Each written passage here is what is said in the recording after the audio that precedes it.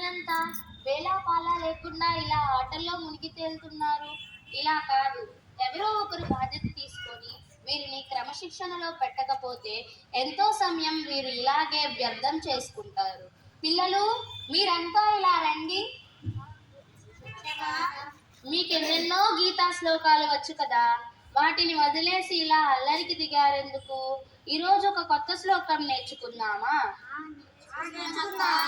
ఏది? ఇలా పలకండి. మూకం కరోతి వాచాలం, మూకం కరోతి వాచాలం, పంగుం లంఘయతే గిరిం, పంగుం లంఘయతే గిరిం, యత్కృపత్తమహం వందే, యత్కృపాతమహం వందే, పరమానందమాధవం. పరమానందమాధవం. అక్క, ఇప్పుడు చెప్పిన శ్లోకానికి అర్థం చెప్పవా? తప్పకుండా చెప్తాను. అయితే మీరంతా శ్రద్ధగా వినాలి, అల్లరి చేయకూడదు సుమా. అలాగే అక్క. సరే. మూకం కరోతి వాచాలం, పంగుం లంఘయతే గిరిం, యత్కృపాతమహం వందే పరమానందమాధవం. అంటే ఏ దేవుని కృప వలన మూగవాడు సహితం గీతార్థాలను వివరించగలడు, ఏ భగవంతుడి దయచేత కుంటివాడు సహితం మహాపర్వతాలను అద్రోహించగలడు, ఆ సచితానంద స్వరూపుడైన మాధవునికి నేను నమస్కరిస్తున్నాను అని అర్థం. ఏమిటేమిటి? మళ్ళీ చెప్పు. దేవుడి కృప వలన మూగవాడు గీతార్థాన్ని పలుకుతాడా? కుంటివాడు పర్వతాలను ఎక్కి దాటగలడా? అక్క, ఎక్కడున్నాడు అంత గొప్ప దేవుడు? అసలు దేవుడే కనుక ఉంటే మూగ మరియు కుంటి వాళ్ళు జన్మిస్తారా? సరే, ఇదంతా కాదు. దేవుడు ఉన్నాడని నిరూపించగలవా? సరే, నేను దేవుడున్నాడని నిరూపిస్తాను. నువ్వు కూడా నా కోసం ఒకటి నిరూపించగలవా? ఏమిటది? ఈ ప్రపంచంలో ఒక్క టైలర్ కూడా లేడని నేను వాదిస్తున్నాను. ఉన్నాడని నువ్వు నిరూపించగలవా? టైలరా? ఏది, మన బట్టలు కొడతాడా టైలరేనా? అవును, అతనే. అక్క, విచంద వాడానికి దిగుతున్నాం. ఈ ప్రపంచంలో టైలర్ లేకపోవడం ఏమిటి? సరే, ఒకవేళ టైలర్ ఉండి ఉంటే నీ షర్ట్ బటన్స్ అలా ఊడిపోయి ఉంటాయా? నీ భుజం దగ్గర ఆ చిరుగుడు ఉంటుందా? ఆహా, ఎంత విచిత్రంగా వాదిస్తున్నావు అక్క. టైలర్ ఏమన్నా నిరంతరం మన వెంటపడి తిరుగుతాడా ఏమిటి? మన షర్టు తీసుకెళ్లి వాళ్ళకి హ్యాండ్ ఓవర్ చేస్తే బాగు చేసి మళ్ళా మనకి తిరిగిస్తాడు. చిట్టి తండ్రి, భగవంతుడు కూడా అంతే. నీ మనోప్రాణాన్ని అర్పించి నిశ్చల మనసుతో నువ్వు ఆయనని ధ్యానించగలిగితే ఆ అంతర్యామి నీతో సంభాషిస్తాడు. నీకున్న సకల సందేహములను తీర్చి నిన్ను విజయదశగా నిరూపిస్తాడు. అక్క, భగవంతుడితో మనం మాట్లాడగలమా? తప్పకుండా మాట్లాడగలం. అయితే మనం నిశ్చల మనసుతో ఆయనని ధ్యానించగలగాలి. అయితే ఆ ధ్యాన విధానాన్ని నాకు నేర్పుతావా అక్క? నేను తప్పకుండా నేర్పుతాను. ఇది నా సొంత పరిజ్ఞానం కాదు. భగవద్గీత ఏం చెప్తుందో అదే నేను నీకు వివరించి చెప్పగలను. అలాగే, శ్రద్ధగా పాటిస్తాను. తూచా తప్పకుండా పాటిస్తాను. చూడు తమ్ముడు, ధ్యాన యోగము అని పిలువబడే 6వ అధ్యాయంలో భగవంతుడు ధ్యాన విధానాన్ని ఈ విధంగా వివరిస్తున్నాడు. మీ ఇంట్లోనే ఎవరికి ఇబ్బంది లేని ప్రదేశాన్ని ఎంపిక చేసుకొని వస్త్రం పరుచుకొని హాయిగా కూర్చో. ఎలా కూర్చోవాలో కూడా చెప్తున్నాడు. సమం కాయ శిరో గ్రీవం ధారయన్నచలం స్థిరం సంప్రేక్షానాసికాగ్రం స్వం దిశస్వానరలోకయన్. శరీరము, కంఠము, తల ఒకటే శరలేఖలో నిశ్చలంగా నిలిపి నేను అనే ఉనికిని నాసికాగ్రం ఉండే భురుమధ్యంలో స్థిరంగా నిలుపుకో. దిక్కులు చూడొద్దు సుమా. ఇది శరీర విషయమై చెప్పబడిన సూచన. ఇక యోగి మనోస్థితిని కూడా వివరిస్తున్నాడు. ప్రశాంతాత్మా విగదరి బ్రహ్మచర్య ప్రతిష్ఠితః మనస్సంయమ్య మచ్చిత్తః యుక్తాసీత మత్పరః. మనస్సు ఆలోచనల నుండి చెందడమే ధ్యానము. ప్రశాంత చిత్తంలో బ్రహ్మచర్యుడవై భయమును వీడి నిర్మల నిశ్శబ్ద స్వరూపాన్ని దర్శించు. శుభమస్తు. ఓం తస్య నిశ్చింతనం ధ్యానం.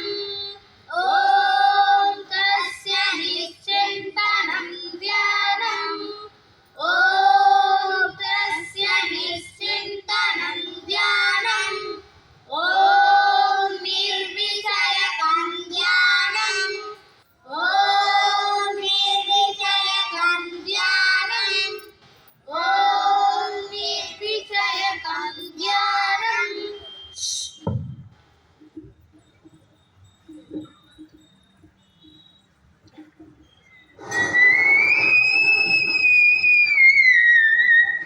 ప్రభు, పరమేశ్వర, ఆది మధ్యాంతరహితుడా, స్వామి, ప్రభు, కిరీటనం గదినం చక్రహస్తాం ఇచ్చామి త్వాం ద్రష్టుమహం తదైవ తేనైవ రూపేణ చతుర్భుజైన సహస్రబాహో భవ విశ్వమూర్తి.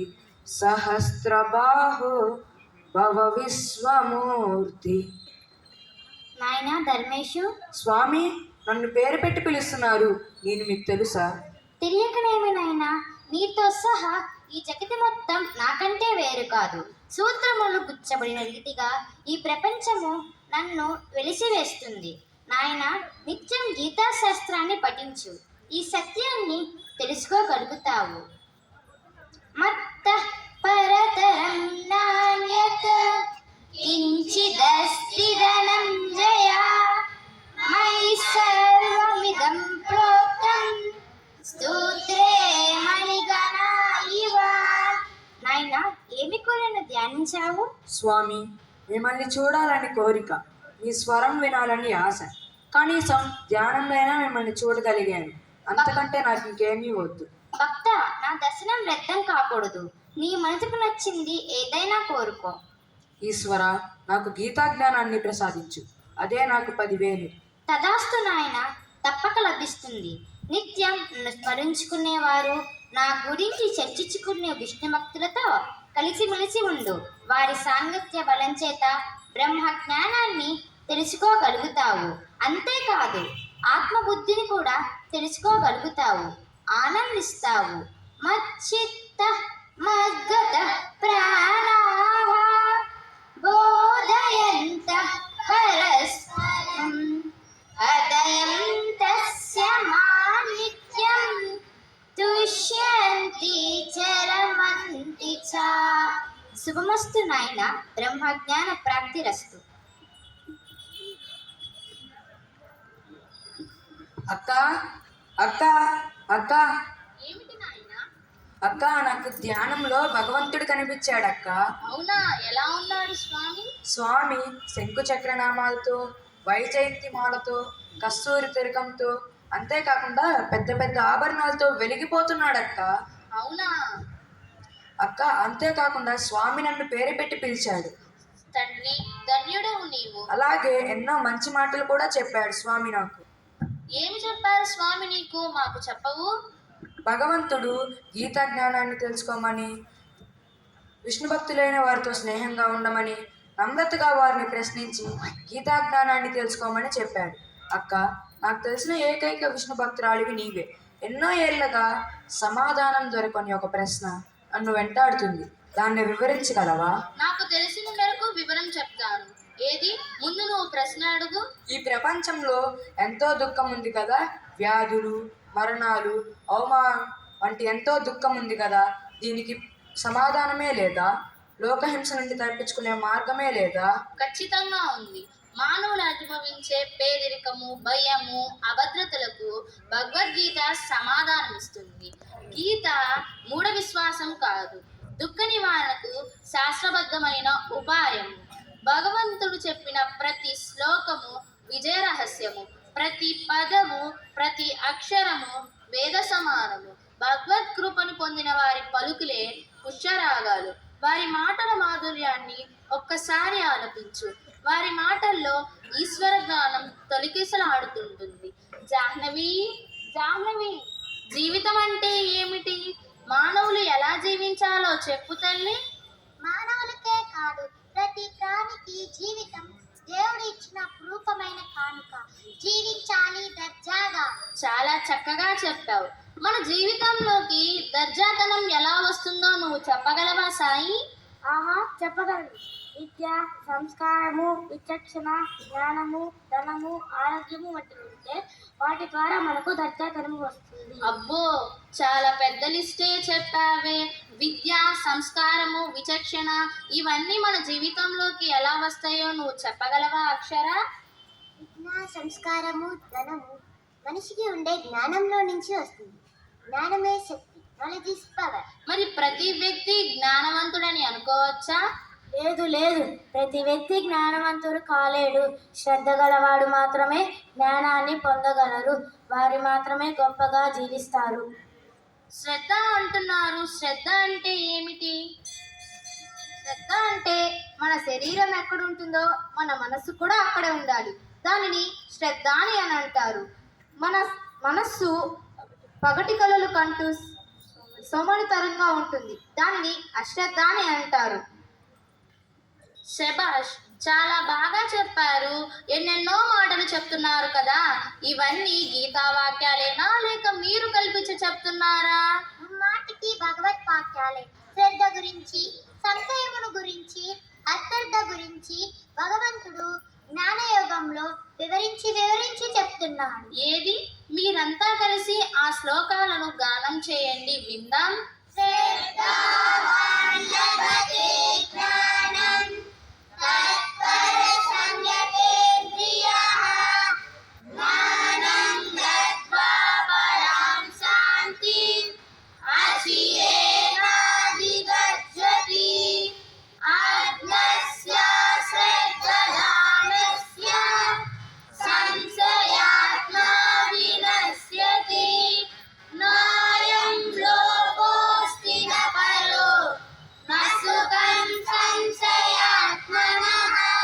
శ్లోకాలు చాలా చక్కగా గానం చేశారు. మీరు అందరికంటే చిన్నవారెవరు? వారు ఈ శ్లోకాలకి అర్థం చెప్పండి, విందాం. ఏది చిట్టి తల్లి, నువ్వు చెప్పవు?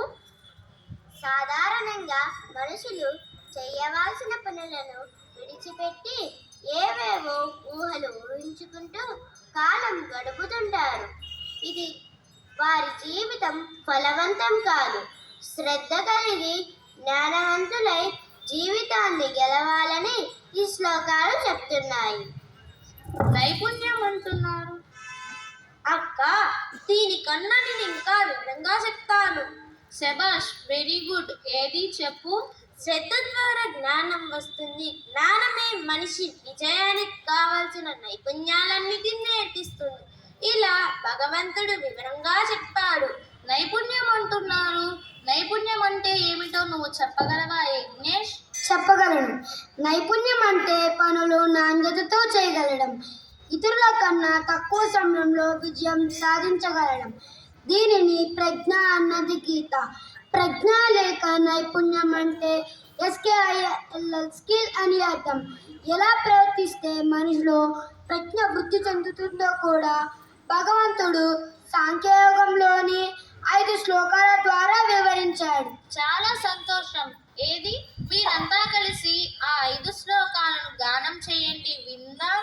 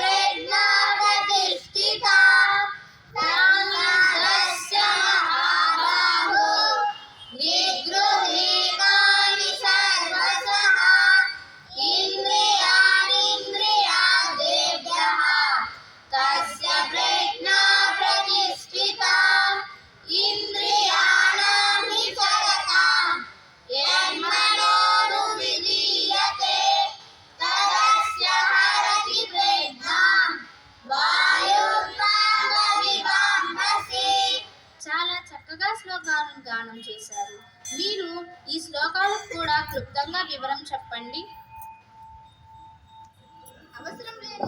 అవసరం లేని సమయంలో తాబేలు తన అంగాలను లోనికి తీసుకొని మౌనంగా ఉంటుంది.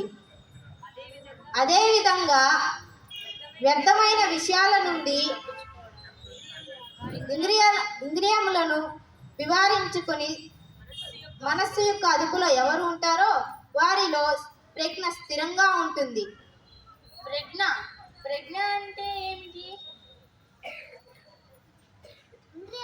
ఇంద్రియార్థముల వెంట పరువులెడుతున్న వారి ప్రజ్ఞ ఆనాటికానాటికే హరించుకుపోతుందని చివరి శ్లోకం వివరిస్తున్నది. శబాష్, పెద్దల ఇంద్రియములు అంటున్నారు, అవి ఏవి?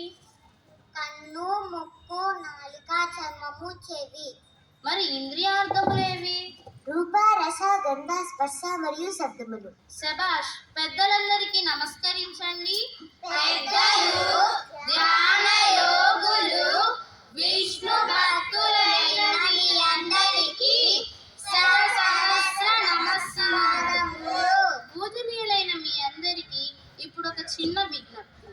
అయ్యలారా, అమ్మలారా, భగవద్తునిచే చెప్పబడిన గీతార్థములను అందరి దృష్టికి తీసుకురావాలనే సత్సంకల్పంతో ఈ రూపకం ప్రదర్శించబడింది. అమ్మానాన్నలతో సమానులైన మీ అందరూ మా ప్రయత్నాన్ని ఆశీర్వదించమని మా కోరిక. సర్వజన శ్రేయస్సును మీ ఆశీస్సులను కోరి శాంతి మంత్రాన్ని చెప్పి మా కార్యక్రమాన్ని పరిపూర్ణం చేస్తాము.